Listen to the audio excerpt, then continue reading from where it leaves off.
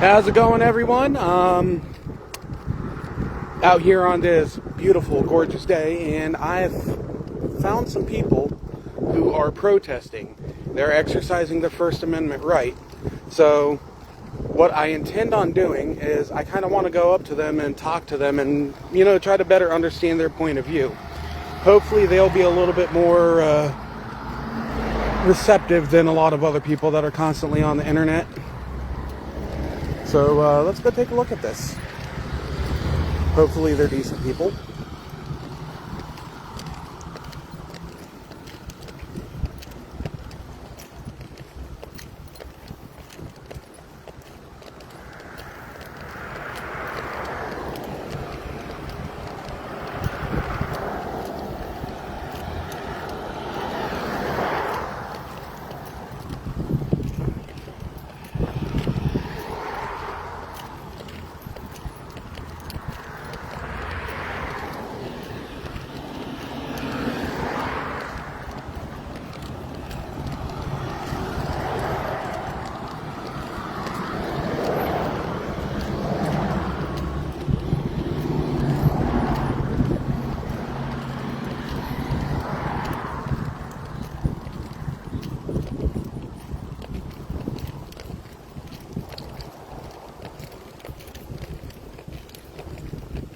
How y'all doing today?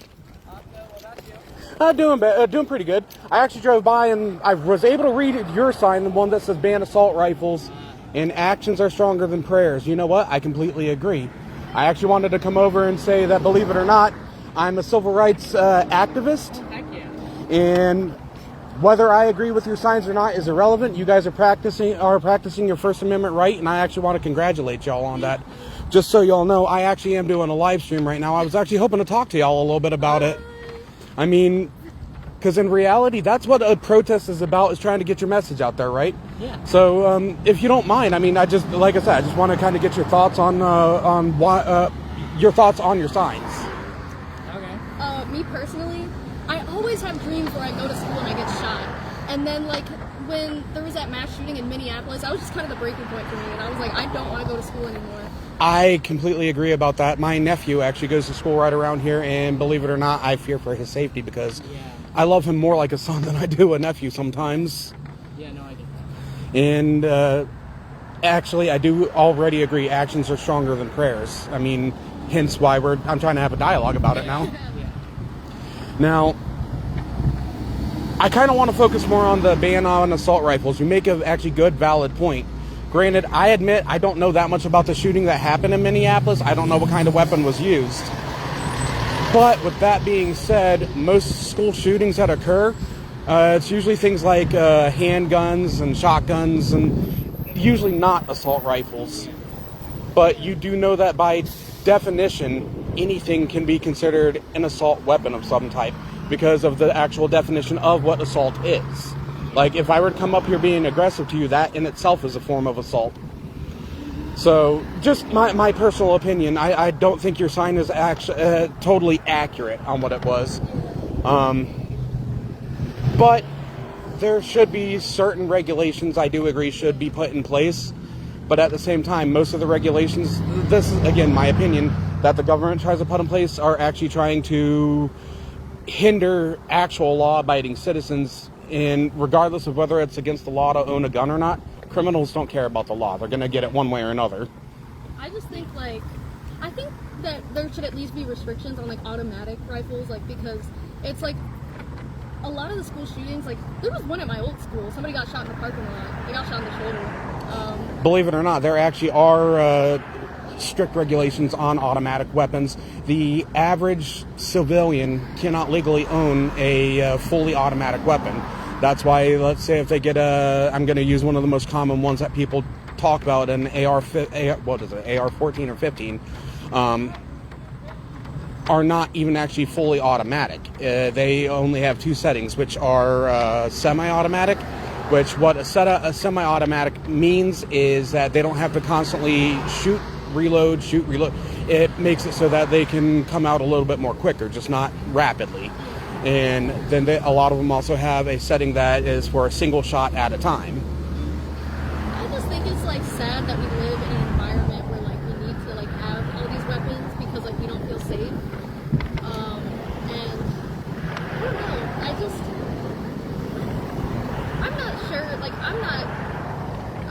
know everything, so I don't know exactly what like needs to be done. I just know something has to be done. Well, regardless of that, your opinion still does matter.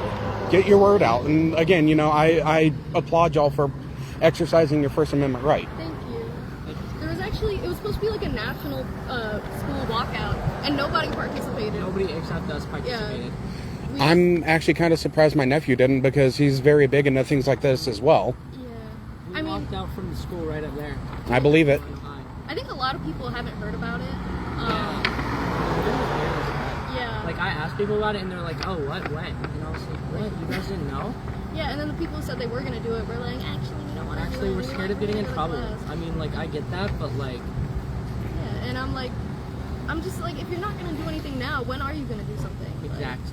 In reality, you legally can't actually get in trouble for doing this. Yeah, it's I mean, we can get in trouble for like leaving and skipping but- school, but we can't get in trouble for the protesting part. Right. So, like, the worst they're gonna do is what? Give us a suspension?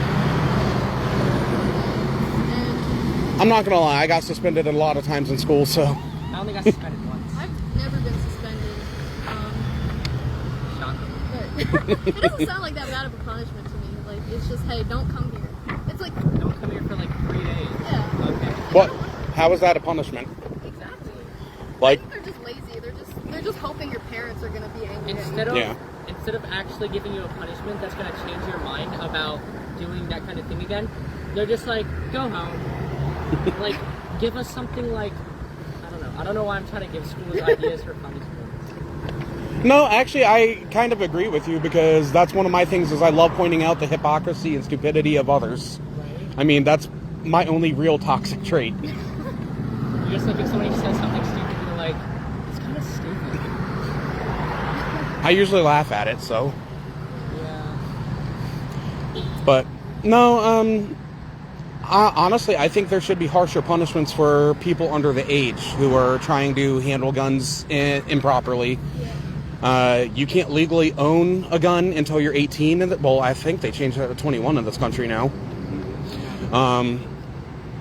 Except under certain circumstances, like especially whenever I was growing up, I could own a shotgun. But then again, a shotgun's not really considered a weapon. What I believe the phrasing on it is a hunting tool. I was gonna say, yeah, hunting tool. It's been a while since I've actually looked up the gun laws in Maryland. I'm not gonna lie, but I believe the verbiage is somewhere along the lines of even those who are underage are allowed to own and handle and operate a long gun, which yet again is also considered not really a gun, but and also a shotgun.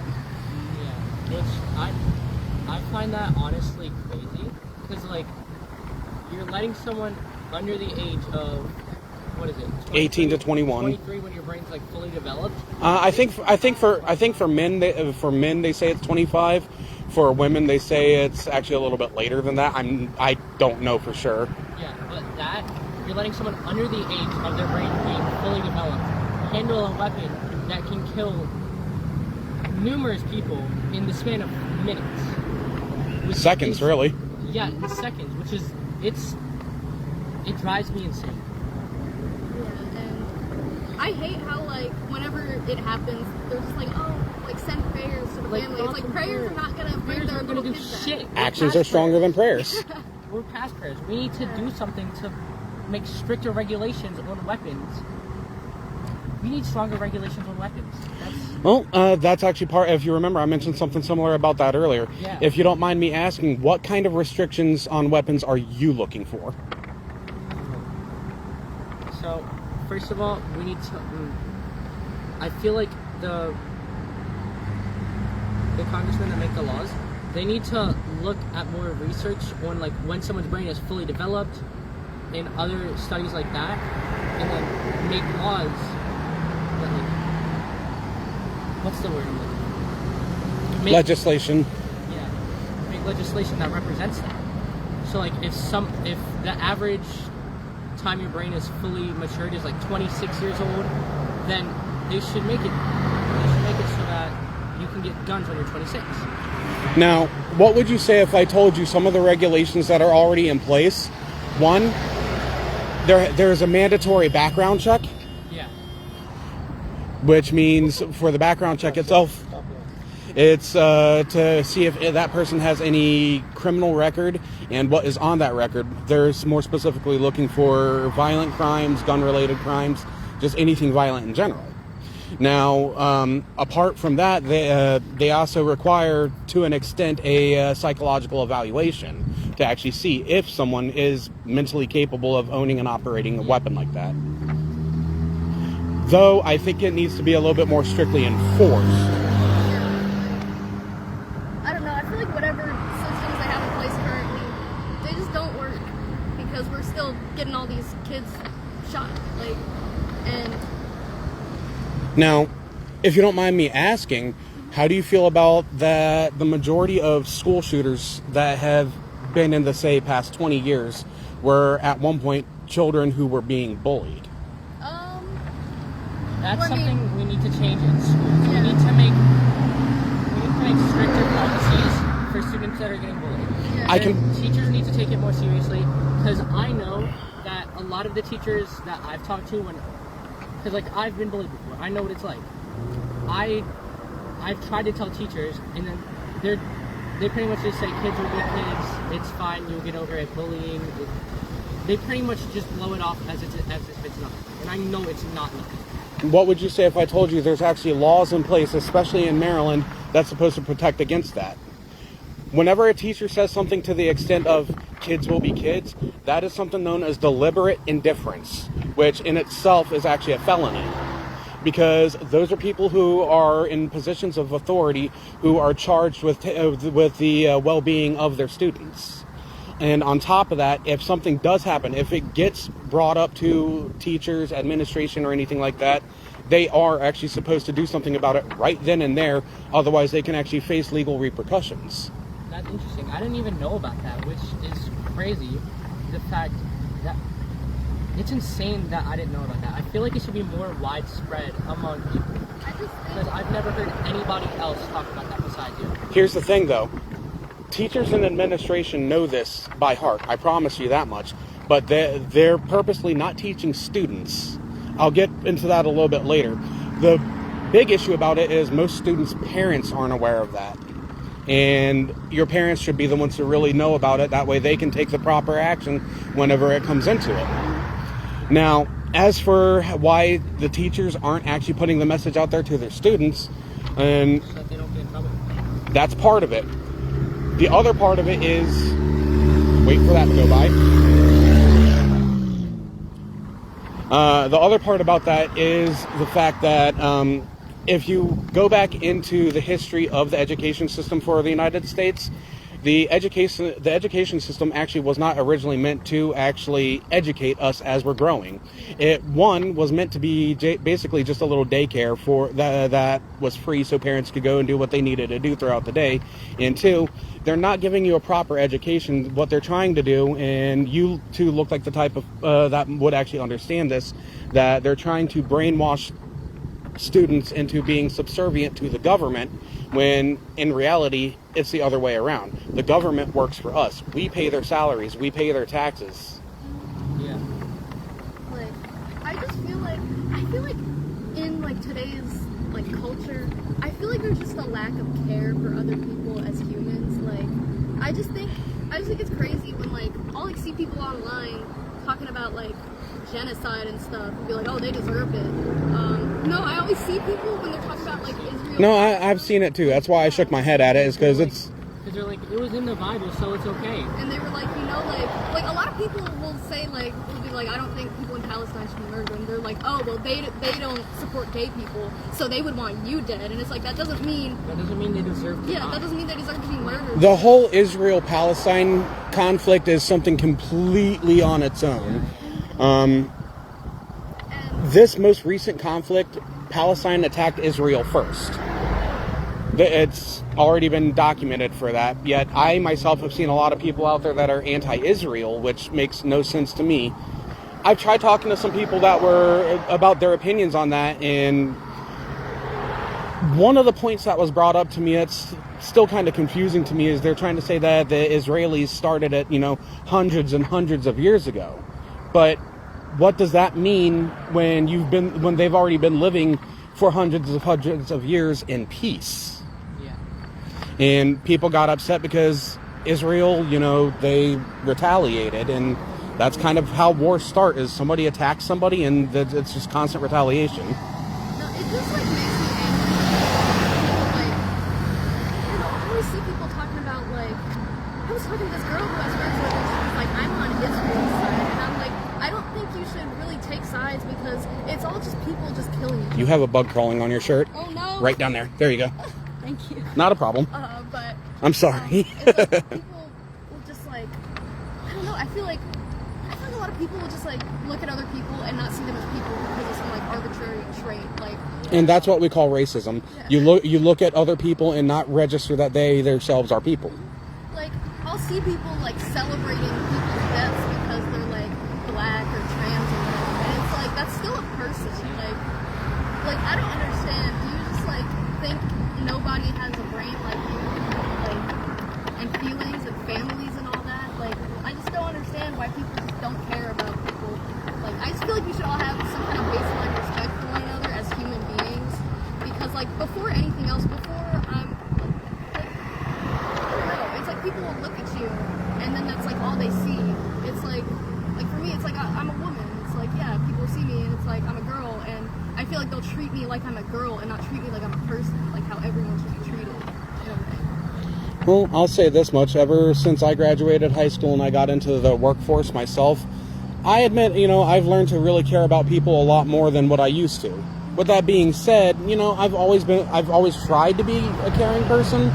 I was the type to get bullied in school myself, but especially now that I'm technically a member of management, I've got hundreds of people that I care about every single day. I want to make sure that they go home to their families at the end of the night. But are you aware that racism is not an inherited trait? It's actually a taught action. Yeah.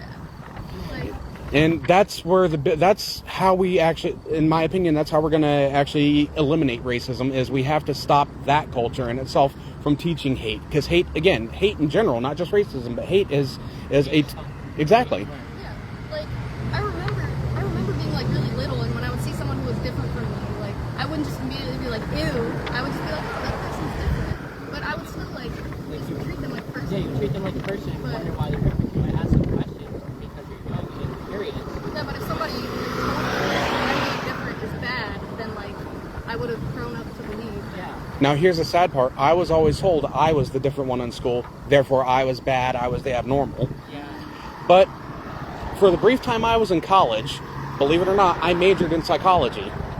And it's really those weird or individual traits that truly makes you a person individually. Honestly, differences should be embraced instead of pushed away, because it's everybody's differences what really makes this world, go round.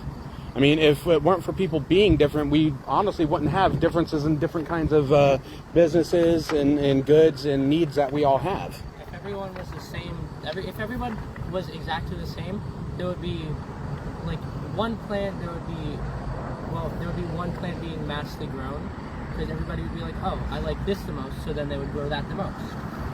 And then they would do that with I love that you said that. I really do, because that's an example I wrote in a thesis paper while I was in college. And the premise of the thesis paper, excuse my speech impediments, the premise of the thesis paper is that normal does not exist. Normal is a construct that was created by what they call the, I guess, the average person. But if normal existed, there would be no differences at all. And one of the examples I gave is, look at the trees. I'm actually going to aim over at the trees right here. We've actually got about, looks like, 6, 7 of the same species of tree, but they do not look identical. If you look at the definition of normal, it's everything maintaining uniformity. If it were normal, they would look identical. But no, their branches are growing in different places. Their leaves are growing in different places. Even different sizes. Exactly. So normality is overrated, and it's not even real. It was a tool that was created to, yet again, try to help control the masses. Yeah, I just hate how like when you don't go along with what people think is like right or normal, they just act like you're like a terrible person. Yeah. Like. Well, here's the thing. and it took me a long time to learn this. Excuse my language. I don't give a fuck what other people think anymore. I really don't. I choose to be the individual that I am. And if I see other people who are like-minded individuals, I'm going to stop and I'm going to embrace them as I would any other normal person. I used to be like, I used to care so much what people thought of me, and I would try so hard to be cool, and like, it just never worked. I just never felt cool, and I was like, why don't people like me? And I was like, why do I need people to like me?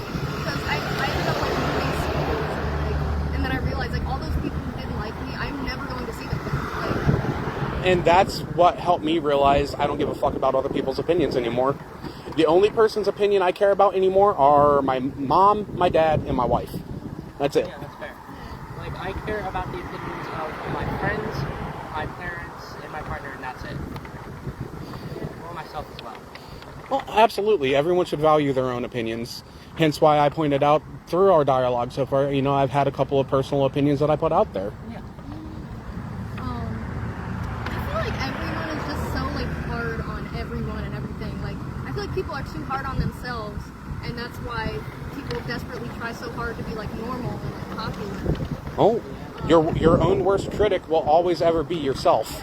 And I remember one day I was like thinking to myself, I was like, I always like really am like sensitive about other people's feelings. So like, why am I not sensitive about my feelings? Why do I not value my feelings in the same way I value other people's? Yeah, I agree with that, and that's kind of how I used to be.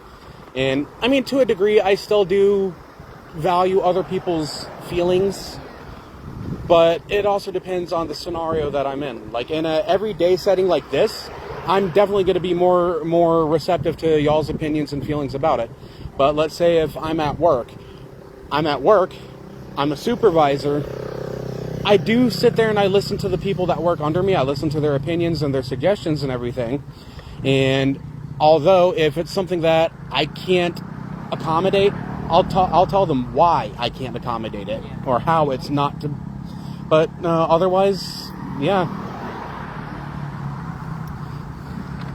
But anyways, I will stop taking up y'all's time, and I greatly appreciate y'all taking the chance to actually talk to me. I'm gonna go ahead and stop this right here. Oh, I had people that were asking to bring y'all on camera because I didn't have it directly pointing at your faces. Actually, real quick before I finish this, my name's Chris. It's actually a pleasure to meet y'all and talk to you. My name's Jackson. Nice to meet you. Well, I'm gonna go ahead and stop this now, if this will. Okay.